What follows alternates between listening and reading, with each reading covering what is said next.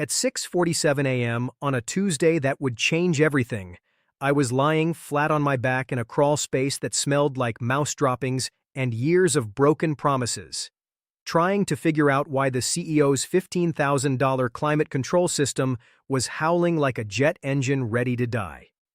Some consultant back in 2019 had connected it into the same electrical panel as the server room, and apparently no one thought to check the amperage load. No one except me. I remember everything. Every wire, every breaker, every shortcut some contractor took when we expanded the East Wing in 2014. 21 years of keeping this building running, and right then, with a voltmeter in one hand and a mag light held between my teeth, I had no idea I had less than 3 hours before HR would call me into a conference room and tell me I was redundant. Funny word, redundant, like a backup generator. You don't really notice it until the power fails. Then you remember real fast why it was there. My name is Gregory Monroe. Greg to anyone who has ever worked next to me, which used to be just about everyone in this building. I'm 58 years old. I've been the chief building engineer at this tech company since 2002, back when there were 5 employees, 1 fax machine held together with electrical tape, and dreams much bigger than our bank account. Now they have 200 employees, Herman Miller chairs that cost more than my truck, and a CEO who thinks HVAC stands for have a very acceptable coffee. That morning began like every other morning for the last 21 years. Me opening the building at 6:47, 23 minutes before anyone else, with the original brass key they gave me when this place was above a Thai restaurant and we couldn't afford real office furniture. I kept that key on a steel ring with 13 others, each one labeled in my handwriting, each one a small piece of this building's history that lived in my head and nowhere else. I kept that toolbox in my truck, still had his socket wrenches arranged the same way he left them. That toolbox meant more to me than any plaque they never gave me or any bonus they never thought about. The CEO thought I was just maintenance. My business card said Chief Building Engineer, but Phil Ashford couldn't tell a circuit breaker from a coffee maker. My inbox had thousands of unread work orders from people who couldn't change a light bulb without sending a request 3 times. And I handled every single one, because that's the job. That has always been the job. It got worse when they hired Tyler Brooks as the new HR director. Fresh out of school, full of buzzwords and big smiles. The kid wore Patagonia vests, paid for with company money, and talked about culture like he invented it. He once asked me where the Ethernet cable went. I told him the same place his performance review was going if he didn't learn how things actually worked here. He didn't laugh. I did. No thank you notes, no recognition. Just once, after I stayed until midnight fixing power during an ice storm that would have cost them hundreds of thousands in data loss, the old VP handed me half a protein bar and said, "You're a saint, Gary. My name is Greg." After some time, I stopped correcting people. That lease, the one that let us stay in prime downtown space for cheap, I handled that back in 2002 when no landlord would even return our calls. The company had 5 employees and couldn't even get a credit card. The founder, Randy Foster, sat across from me in a diner and said, "Greg, if you don't co-sign this lease, we'll be working out of my garage. My wife will kill me." I didn't just co-sign it, I signed the whole thing, put it in my name, used my credit because no one else could. He promised it was temporary, said he would transfer it later. We never followed up, and 21 years later, my name was still on every renewal. After that, I handled all the lease paperwork, dealt with the property manager, coordinated HVAC upgrades, carpet changes, and even the time we found a dead squirrel in the wall. They never asked about the lease, never even checked. At first, I didn't mind. Back then, it felt like family. But like most families, they forgot who was keeping things running. You ever walk into a room you've taken care of for 20 years and realize no one notices you unless something breaks? That was me. Invisible until trouble showed up. Then suddenly I was everyone's problem solver, expected to fix everything with a smile. So I kept showing up, quiet, reliable, like sunrise. That's what you do when you believe in your work. when you think loyalty matters. Then that Monday came. HR sent an email about strategic realignment, which in corporate language means something bad is coming. My stomach dropped. I had seen enough layoff meetings to know. I was next, and I wasn't going to break down. The meeting invite arrived at 4:58 p.m., right when I was fixing a light in the conference room. Subject line: quick sync with HR, no details, no warning. Just a calendar alert dropped into my day. I showed up the next morning at 9, wearing my old denim work shirt with the company logo and my clean work boots. Those boots had seen everything. They were my shield. Tyler from HR was already sitting in conference room B, smiling like someone about to give bad news. Next to him was a lawyer I had never seen before. Nice suit, expensive shoes, holding a folder like it was something important. "Greg, thanks for coming," Tyler said. "We want to talk about restructuring." That word again. I looked at him. "That restructuring doesn't include me, does it?" Silence. The lawyer pushed the folder toward me. Inside was a basic severance package. 3 months' pay, NDA. Health insurance until the end of the quarter. That was it. They even spelled my name wrong. "We need your badge and keys today," the lawyer said. I took a deep breath. Put my badge on the table. Then my keys. All 14 of them. Each one labeled in my handwriting. "You sure?" I asked, looking straight at Tyler. He blinked. "I'm sorry? Are you really sure you want these?" I held up the key ring in front of him. Last chance to think it over. Tyler gave me that HR look. Kind, professional, but fake like cheap butter. "It's not personal, Greg." "Yeah, right, it isn't." I stood up, fixed my work shirt, and picked up that sad little severance folder they handed me. "You just fired the only person in this building who actually knows where the main water shutoff is. Good luck with that." I walked out before I could say something that would feel good for 10 seconds and ruin the next 10 years of my life. The sun hit my face hard, like a slap. The sidewalk was full of people walking around like nothing had happened, like they didn't just watch a building sign its own death paper. I didn't cry.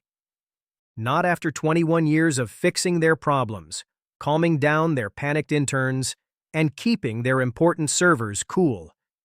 They wanted to erase me? Fine, but they forgot way too much. I didn't drive straight home. I turned into a coffee shop parking lot, turned off the engine, and sat there quietly for a minute. Then I picked up my phone and called Leo Bishop.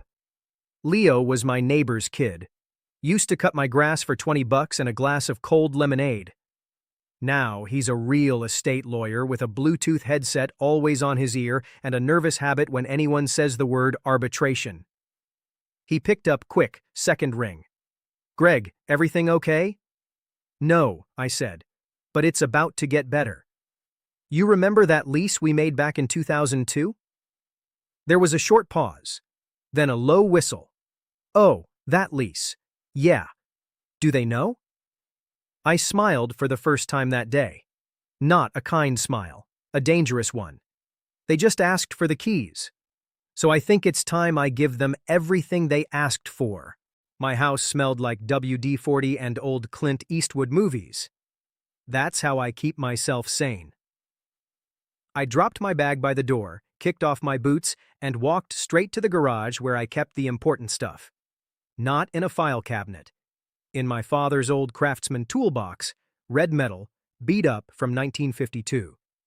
Top drawer, under the socket wrenches, the lease. I laid it out on my workbench like it was a map. 21 years old, stained with coffee, held together with staples and pure stubbornness. Original lease agreement. 7 amendments. A receipt for the lobby rug I bought in 2003 before the company could even afford real furniture. Even a crayon drawing from Randy's daughter from back when the office was just one room above that Thai place and smelled like pad thai and struggle. Page 12, Section 9B. Renewal of lease term shall require written notice from lessee, no later than 30 days before expiration. I checked the date. August 1st. Today was August 3rd, 2 days late. They didn't send an email, didn't make a call, not even a certified letter to the property manager. They were too busy celebrating their upcoming IPO and playing games with executive titles that they forgot to renew the lease for the building that held their whole operation. I leaned back in my garage chair, opened a Coors. A slow smile spread across my face, the kind you get when you realize luck just fell into your hands. They had just fired the leaseholder, and now they were trespassing. I picked up my phone and started checking things. Insurance policy? Still under my name, which means either side can end it with 30 days' notice. Thomas leaned back in his chair. It creaked loudly. Technically, yes. I pulled out another paper, thick paper, official letterhead that Leo prepared. I'd like to formally give notice to terminate the lease, effective in 30 days. His eyes widened. Wait, you're ending it? Yes. As the leaseholder on record, I've already found a new tenant. They're paying 3 times the current rent. The new tenant was a wellness company called Bloom Haven, run by a woman named Morgan Callahan. I met her at a farmer's market last year while buying tomatoes, and I mentioned the building space casually about 6 months ago. She had been waiting for my call ever since. Young, backed by investor money, and eager for downtown space to set up their meditation pods and air cleaning systems. Thomas ran his hand through his hair. This is going to be messy. Messy, I said, standing up, is what they left me with after 2 decades. I'm just giving it back. When I got home, I filed the eviction notice through the county website, paid extra to speed it up. The confirmation email came into my inbox with a nice little sound. Right on time, HR emailed me. Subject: confirmation of returned property. Dear Greg, hope you are doing well. We are contacting you to confirm you have returned all company property, including documents, keys, badges, and any other items. Please reply to confirm. Best regards, Tyler. I didn't wait. I hit reply all because I knew Tyler loved adding half the company to emails to look important. Yes, including the ones you forgot I had. I sent it and leaned back in my chair. That night I couldn't sleep. Not because I felt bad, because my mind wouldn't stop. I kept thinking about Randy's daughter. She would be in her 30s now. Probably doesn't even remember that crayon drawing in the lease file. Doesn't remember sitting on my workbench while her dad and I tried to keep the lights on with basic tools and hope. I wondered if she knew what her father's company had turned into, if she would be proud or disappointed. Then I remembered something my father used to say when he taught me how to fix a panel box. Greg, you do good work because that's who you are, not because someone is watching. I wasn't doing this just to hurt them. I was doing this for the person I used to be. The one who believed hard work and doing things right would be enough. The one who deserved better than a misspelled name and a small severance check that couldn't even cover 3 months of keeping that building running. I owed him this much. The bad feeling went away. After that, I finally slept well. 2 mornings later, I stood in my garage holding a cup of black coffee in one hand and the certified letter in the other. A heavy envelope, real ink signature, county court stamp, plaintiff, Gregory Monroe. Defendant, company occupant, suite 201-221. Subject, notice of termination and demand to vacate the property. My name was printed in bold at the top, spelled right this time. Across town, the same envelope arrived at reception around 9:15 in the morning. The property manager sent it by priority mail and also emailed a PDF copy just to be sure. Standard process. 30-day notice. Tenant failed to renew. New tenant scheduled. Vacate the space or respond through legal channels. The problem was, the receptionist that day was a temp. Her name tag read Amber in glitter pen. She probably assumed it was junk mail and tossed it into recycling between expired protein bars and a busted laminator. Meanwhile, upstairs in the executive suite, the leadership team was busy admiring their own reflections. IPO talks, branding refresh plans. Someone was giving a presentation about disrupting verticals, whatever that really meant. Too busy trying to disrupt industries they didn't understand to notice they had forgotten to renew the lease on the very building that held their disruption together. At exactly 8:03 a.m. the next Monday, Tyler walked into the building like a motivational speaker running late to his own seminar. Oat milk latte in hand. Patagonia vest zipped up like armor against responsibility. By 8:08, he was standing outside Phil's office with his jaw hanging open like a broken gate. A fluorescent orange eviction notice, laminated, zip-tied tightly to the door handle. Notice to vacate property. Breach of lease terms. 72 hours. He pulled out his phone, fingers shaking like he'd had too much cold brew. Tried to peel the notice off, but it stuck fast like judgment itself. By 8:30, Phil showed up. Unshaven. Bluetooth headset in one ear. Probably thought he was stepping into another crushing it kind of morning. Instead, he found Tyler pacing, the marketing team staring, and a legal notice zip-tied to his door like a game-over screen. He yanked it off, read it, blinked, read it again. By 9:02, his phone rang. Thomas Weber, property manager. Mr. Ashford, this is to confirm enforcement of lease termination. We notified you via certified mail and email over 2 weeks ago. We received no response. What? We never got... The notice was sent to your registered business address. Delivered and signed for. We assumed your silence was intentional.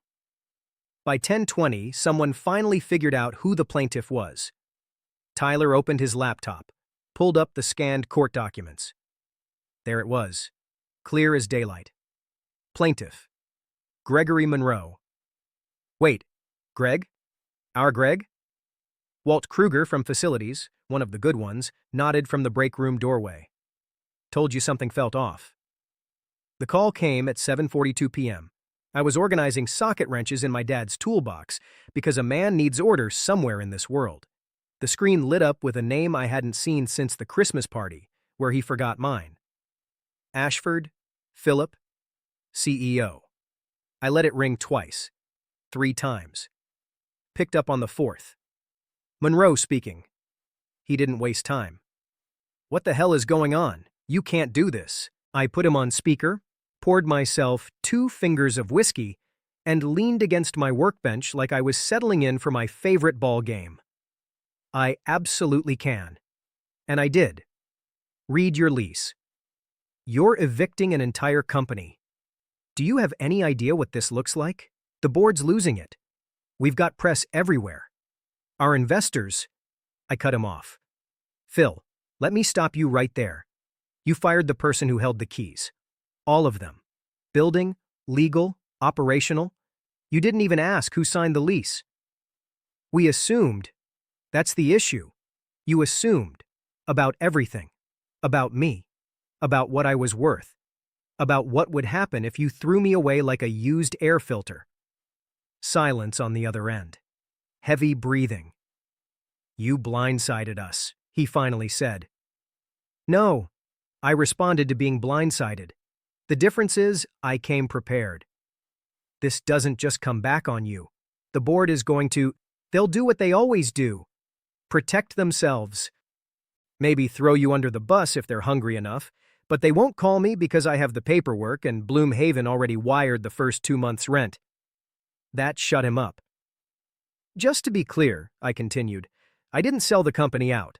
I just stopped carrying it on my back. The line went quiet, then disconnected.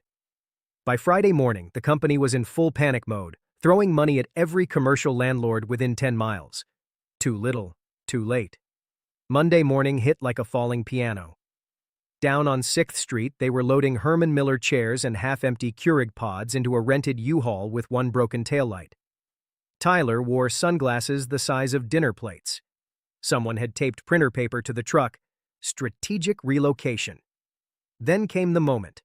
Phil, in a tan suit, sweat-stained, completely lost it. A folding chair flew from his hands and slammed into the side of the U-Haul with a hollow clang. Someone posted the video within minutes. 3 hours later, it hit every tech blog in the region. I drove by at 3:47 p.m., not to gloat, but to see it finished. The U-Haul was pulling away, that one taillight still busted. The building stood empty for the first time since 2002. Through the glass doors, I could see Bloomhaven's crew already measuring for their meditation pods. Morgan Callahan waved from the lobby. I rolled down my window. "All yours," I said. "You built something solid here, Greg. We'll respect that." I nodded. Didn't need her to respect it. I just needed them to remember that foundations matter, that the people who know where the pipes run and where the wires go are not interchangeable parts. I drove home the long way, past the diner where Randy and I signed that first lease 23 years ago. It's a Starbucks now. Everything changes. Everything except the lesson I learned too late. Loyalty without return is just free labor with a smile. Walt called me 2 days later. Said he had quit. Couldn't stomach working for people who would throw away 2 decades of a man's life over a misspelled severance letter. "What are you going to do now?" he asked. I looked at my father's toolbox. At the phone that hadn't stopped ringing with calls from other building managers who had heard what happened and wanted someone who actually knew what a load-bearing wall was. "Same thing I've always done," I said. "The work. Just for people who remember to say thank you." 3 months later, I was consulting for 4 downtown buildings, making double what I made before, setting my own hours. Every contract I signed, I made sure my name was spelled right. That evening, I stood in my garage with a cup of black coffee and looked at the wall. Next to my dad's photo and my first paycheck from 1981, I mounted a small brass hook. I pulled the original office key from 2002 out of my pocket. Hung it there like a trophy. Not as a reminder of what I lost, but as proof of what I built. And what I took back. They thought I was outdated. I just changed employers. 21 years they took for granted. 21 years I showed up, fixed things, kept everything running while they built their dreams on top of my back. They wanted me redundant. I reminded them I was foundational. They forgot I was the load-bearing wall. And when a load-bearing wall walks away, the whole structure comes down. Turns out, competence never retires. It just finds better clients.